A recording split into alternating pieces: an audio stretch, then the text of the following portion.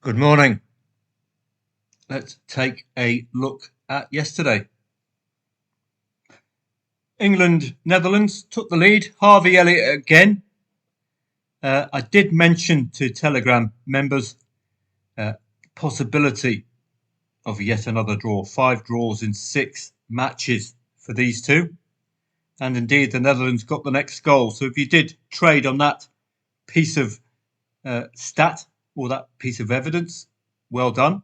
But Harvey Elliott getting the job done with a second goal. Superb stuff.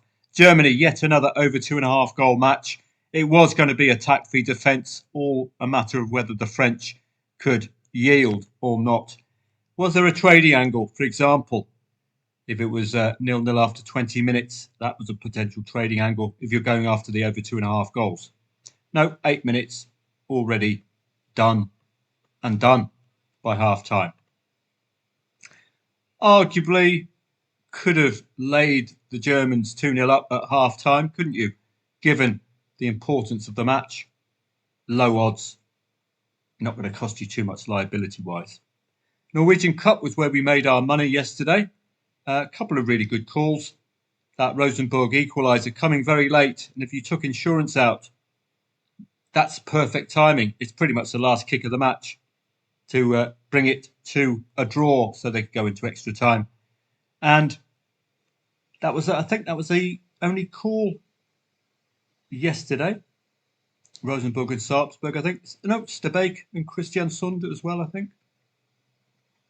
No, maybe not. So just the Rosenborg play yesterday and the Ingham play. So getting a good job done. Dortmund, for those of you who had an in-play stats feed, you could have gone into the first half market, but they arguably should have scored a lot more goals than just the single goal they did get in the first half. Nothing doing today at all. It's the FIFA World Club Cup. 8 o'clock, Juve, Man City. Not going to be playing either of those. Not going to be providing any previews. No point. We don't know if it's a full first 11. We don't know whether there's going to be wholesale changes at half time, etc. So I'm not going to be playing. Up to you if you wanted to play or not. With tennis a ready alternative this summer, let's retrospectively trade because that costs you no money at all. Just go back a day. Look at the matches that I starred yesterday. Stewart exactly doing what I wanted him to do. Not the favourite, but a Brit at Wimbledon. Boom, wins the first set. Van Ash, 1.17 favourite, expected to equalise, which indeed he did. But Stewart winning the actual match, that doesn't matter. It's what happens in play that counts. Similar story for R. Peniston against Landaluce. 1.4 favourite Landaluce. Peniston, a Brit, winning the first set. You're expecting Landaluce to be dominant in the second set, aren't you? 1.4, indeed, winning the second set. Another profitable trade there. 2 French people meeting each other, Cazaux and Blanchet yesterday. Frenchman, I think. 1.22. Favourite Cazaux. I would have taken Cazaux on winning the first set because his odds would be very short. Playing a fellow countryman who might be competitive. Second set. Nope, ended 2-0, but it's a very low liability play. 1.83. 1.83 favourites when they're both 1.83. You're expecting 3 sets. Didn't quite get that with P. Jubb against Zappieri. Pretty much outdone Jubb yesterday.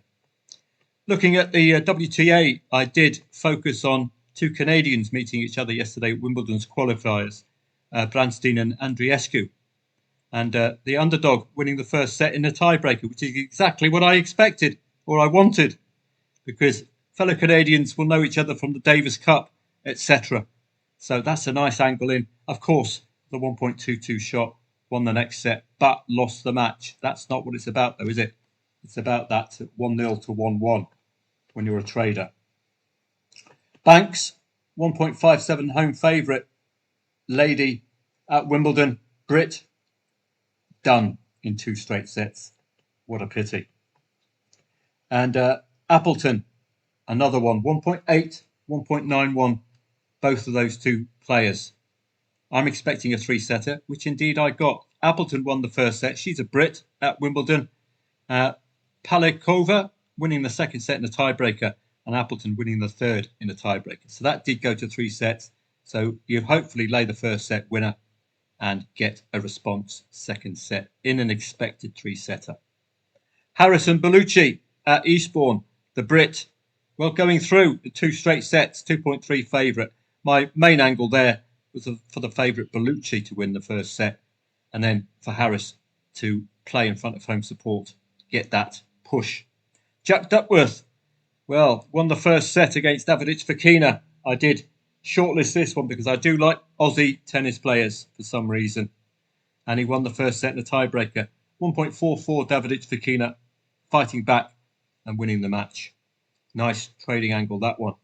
Hugh Fernley Whittingstall against Giron, the Brit, 1.44, outdone, only won 4 games. Injury perhaps, I'm not sure. And in Mallorca, Bautista Agut, the only match I focused on really, getting the bet of Bernard Tomic as we would have expected. And at Eastbourne yesterday, Joint, the Australian, beating Emma Raducanu in 2-1. Emma Raducanu won the first set, 1.36 favourite. Possibility, again, Joint being an Australian, to take Emma on, but I would have preferred it the other way round. And indeed, Joint won the next 2 sets. It's good stuff there. F. Jones, 2.75 underdog, couldn't land a blow against Jastrzębska. Those were the main matches yesterday in the tennis. What am I going to be looking at today in the tennis, with the football being a little barren? In the men's game, Wimbledon's qualifiers, I've shortlisted Royer against Droguet, 2 Frenchmen meeting each other. Hopefully, they'll know each other's game and we'll get a 3-setter. I've also shortlisted Stewart. You saw him coming through yesterday. He's a 5.5 outsider, but I will be laying his opponent, Reedy, at 1.14 or lower if he wins the first set, Reedy. Liu and Manarino. Interesting to see such a big name in the qualifiers, Manarino. I'd expect him to get through, but he's playing another Aussie, so he might have a spot of bother.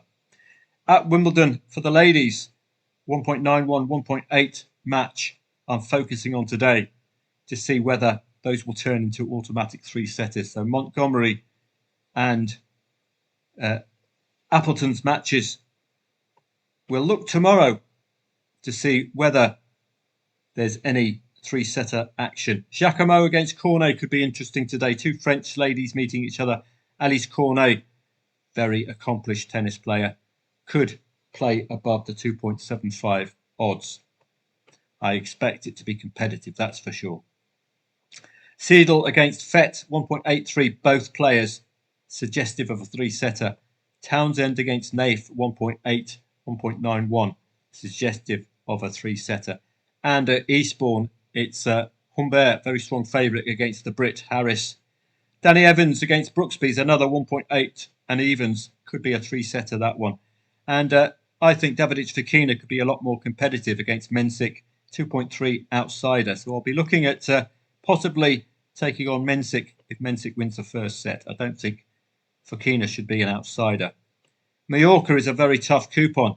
3 out of the 4 matches today are even Stevens, so we'll see whether they will be 3-setters. We've got all the big names: Bautista Agut, Corentin Moutet, Igor Alician, the only odds-on favourite there.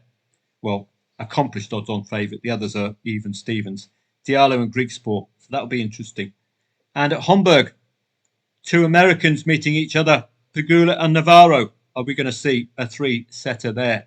I'll be looking at all of these for you tomorrow. Joint, who got the better of Emma Raducanu yesterday at Eastbourne. She is odds-on favourite today against Blinkova. And we've got 2 Russians meeting each other, Pavlyuchenkova and Rakhimova. 1.73 as well, the favourite, suggesting a 3-setter there. So I'll round up all of those tomorrow, see how accurate we are, and we can investigate the ideal trading entry point as well. Tomorrow is a return to football, you'll be pleased to know. So let me get the Soccer 24 coupon up, and likely tomorrow, using my psychic powers, it'll be the Irish Premier Division and Irish First Division. I've highlighted a couple of matches to look at. Cork City against St Pat's. Both teams to score is a steady pattern for Cork City at home, but St Pat's have had trouble scoring, even with home advantage. So I'm not too sure what to expect yesterday. St Pat's at odds on. Well, I've haven't had as good a laugh in a very long time. Shamrock Rovers losing, I think, their only last match against Bohemians. So expect them at home to do one over Waterford. Treaty United, very unlike them not to score in the Irish First Division last match. Could be a redemption match for them, 1.63 home favourite. So that automatically gets a look in for me. Utsicton should have trouble even scoring. They're away at Varberg. That should see Utsicton eminently gettable, particularly if leading. FIFA World Club Cup, 2 a.m. kickoffs, no interest at all. So Friday for the football fans for a return to trading. Hopefully I'll be up and about for those ones. They do look very readable. It's becoming a nice league, or a nice country to play, the Irish Premier Division, Irish First Division. Just getting into its groove now, becoming readable. But we've got some important teams. I think Dundalk and Shamrock Rovers ending their unbeaten runs recently. Have a great day. It's a quiet day on the football front. Plenty going on in the tennis. I'll round up tomorrow's tennis and show you how accurate or otherwise the market is when they quote even Stevens about teams, about players. Are we expecting three setters, and how big is the strike rate for 3 sets in those even Steven matches? Could be another tennis trading angle, couldn't it? Have a great day, and I'll see you all again tomorrow.